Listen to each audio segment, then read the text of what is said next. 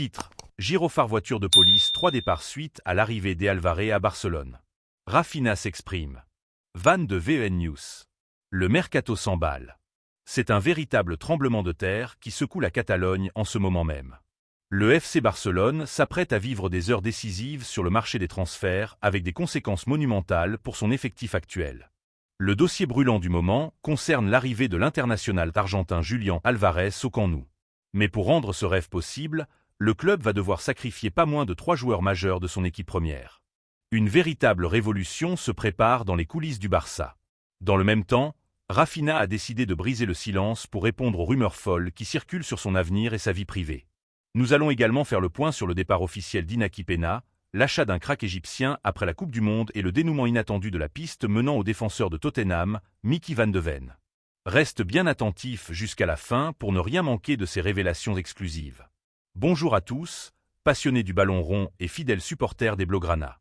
Avant d'entrer dans le vif du sujet et de décortiquer ces informations explosives, prenez un court instant pour soutenir notre travail. Abonnez-vous dès maintenant à la chaîne, laissez un énorme pouce bleu et activez la cloche des notifications. C'est le meilleur moyen de ne rater aucune de nos vidéos quotidiennes sur l'actualité brûlante du football mondial et du FC Barcelone. Merci infiniment pour votre fidélité et rejoignez la communauté sans plus attendre. Commençons ce grand tour d'horizon par les vagues médiatiques qui entourent Raphinha. L'attaquant brésilien a publié un message très fort sur ses réseaux sociaux, et c'était sans doute la manière la plus intelligente de couper court au bruit permanent qui s'installait autour de son nom. Pour bien comprendre toute l'histoire, il faut analyser le contexte difficile que traverse le joueur.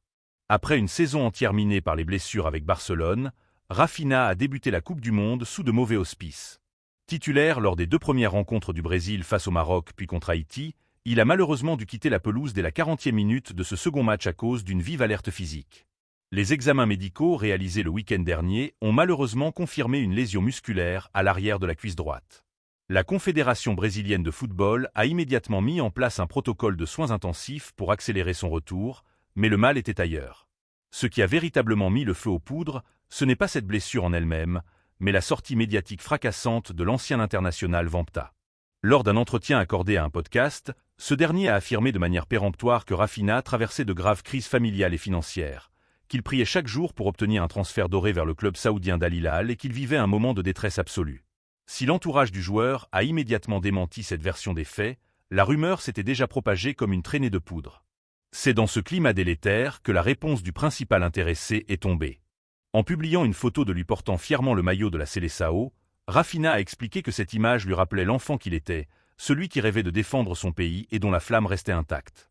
Il a réaffirmé son amour absolu pour le football et son exigence quotidienne pour revenir plus fort, balayant d'un revers de main les ragots sur ses prétendues envies de départ vers le golf.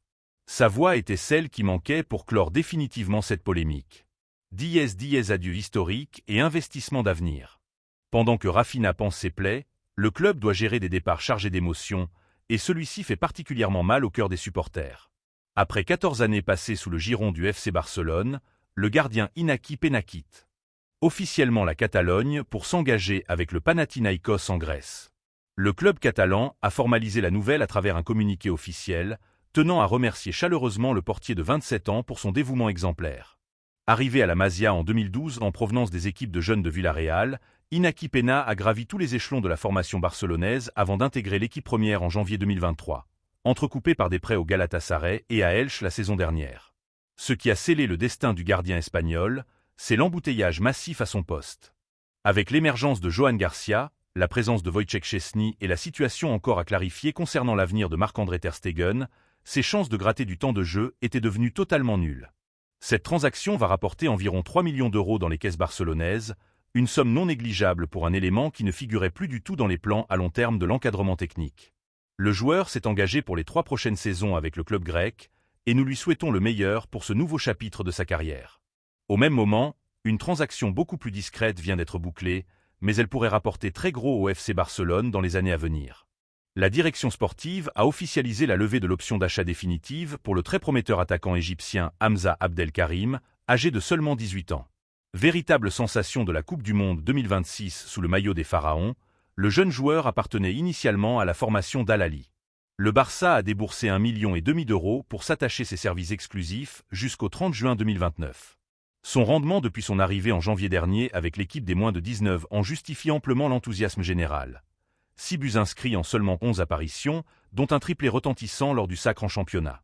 Ses entrées en jeu remarquées durant le mondial face à la Belgique et à la Nouvelle-Zélande ont fini de convaincre les dirigeants de lui donner sa chance avec l'équipe première dès la prochaine tournée de pré-saison.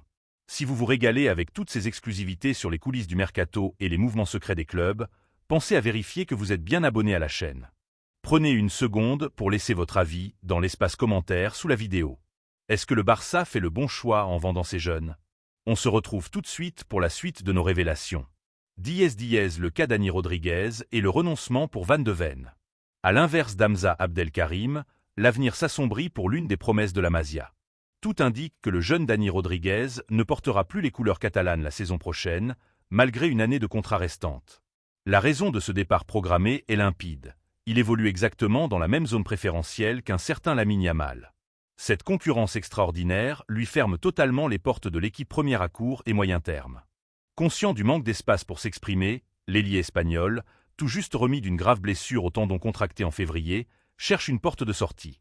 Déjà proche d'un départ vers Majorque ou Valence l'hiver dernier après ses débuts professionnels à Valladolid, il se trouve aujourd'hui sur les tablettes du Dinamo Zagreb. Le FC Barcelone envisage d'inclure une clause de rachat prioritaire, une manœuvre devenue classique pour garder le contrôle sur les talents formés au club. Concernant le secteur défensif, un dossier qui agitait la presse ibérique vient de prendre une tournure définitive.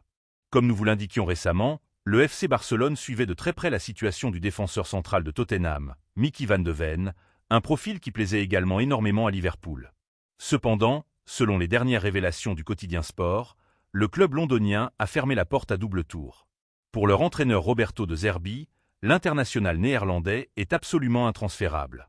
Il représente la pierre angulaire de son projet de reconstruction chez les Spurs, après une saison dernière catastrophique où le club a frôlé la relégation, ne sauvant sa peau en Premier League que lors de l'ultime journée. Cette instabilité chronique avait pourtant poussé l'entourage de Van de Ven à refuser une offre de prolongation de contrat, éveillant instantanément l'intérêt des recruteurs barcelonais. Mais la donne a changé du côté de la Catalogne. La récente prolongation de contrat d'Andreas Christensen a grandement stabilisé l'arrière-garde blaugrana. Recruter un défenseur axial de premier plan n'est plus du tout une urgence absolue. Désormais, toutes les forces vives et les ressources financières de la direction barcelonaise sont orientées vers un seul et unique objectif de classe mondiale, le recrutement d'un numéro 9 de calibre international. Malgré les qualités de vitesse évidentes du colosse néerlandais, cette piste est mise de côté. 10 l'ingénierie financière pour arracher Julián Álvarez. Nous touchons là au dossier le plus brûlant et le plus spectaculaire de cet été. Après la rencontre de Coupe du Monde opposant l'Argentine à l'Autriche, Julián Álvarez a lâché une véritable bombe en zone mixte. L'attaquant de l'Albiceleste a publiquement déclaré qu'il s'était entretenu avec la haute direction de l'Atlético de Madrid et qu'il considérait qu'un départ était désormais la meilleure solution pour la suite de sa carrière afin de réaliser ses rêves de grandeur. Une prise de position publique qui a mis le feu aux poudres et précipité les négociations. Mais l'Atlético de Madrid n'a pas l'intention de se laisser dépouiller sans combattre, surtout par un rival historique de la Liga. Le grand patron des Colchoneros, Miguel Ángel Gilmarín, est sorti du bois pour attaquer frontalement l'attitude du FC Barcelone. Selon lui, le club catalan pense pouvoir manquer de respect à l'Atlético de Madrid, une méthode de fonctionnement qui définit parfaitement la mentalité des dirigeants barcelonais selon ses propos. La tension est à son comble entre les deux institutions, au point que le club madrilène étudie sérieusement la possibilité de déposer une plainte officielle auprès de la FIFA pour contacts illégaux avec un joueur sous contrat protégé. L'Atlético tente par tous les moyens d'éloigner son attaquant de la Catalogne et a même essayé de l'inclure dans un échange XXL avec Arsenal, comprenant 60 millions d'euros plus le prolifique Victor Gyökeres. Une option immédiatement repoussée par Julián Álvarez lui-même, qui a signifié aux dirigeants anglais qu'il ne quitterait Madrid que pour revêtir la tunique du Barça. Le Paris Saint-Germain reste également à l'affût en cas de départ de Gonzalo Ramos, mais aucune offre officielle n'a été transmise. Pour contourner une clause de rescission totalement irréalisable fixée à 500 millions d'euros, le FC Barcelone doit faire preuve d'une créativité financière sans précédent. C'est ici que l'avenir de 3 joueurs de l'effectif actuel bascule. Pour financer l'opération, le Barça s'apprête à vendre Jules Koundé, dont la valeur sur le marché anglais est estimée à 80 millions d'euros. À cela s'ajouterait le départ de la jeune pépite suédoise Rooney Bargi, qui dispose d'une belle cote en Europe et pourrait rapporter entre 20 et 25 millions d'euros.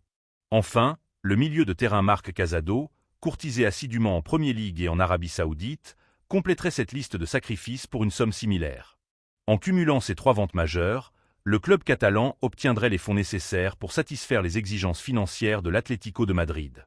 Le joueur a fait sa part du travail en ouvrant la porte publiquement. La balle est désormais dans le camp des dirigeants barcelonais qui doivent matérialiser ce rêve fou. Un immense merci à vous tous d'avoir partagé ce moment de décryptage footballistique en notre compagnie. Le marché des transferts s'annonce absolument dantesque et nous serons là pour vous faire vivre chaque rebondissement minute par minute. Pour continuer à soutenir la chaîne et nous donner de la force, abonnez-vous sans plus tarder, activez la cloche des notifications et laissez un j'aime sur cette vidéo. Votre avis compte énormément pour nous. Alors dites-nous dans l'espace commentaire si vous validez le sacrifice de Koundé pour faire venir Julián Álvarez au Barça. Prenez grand soin de vous, portez-vous bien et on se retrouve très vite pour une nouvelle vidéo exclusive.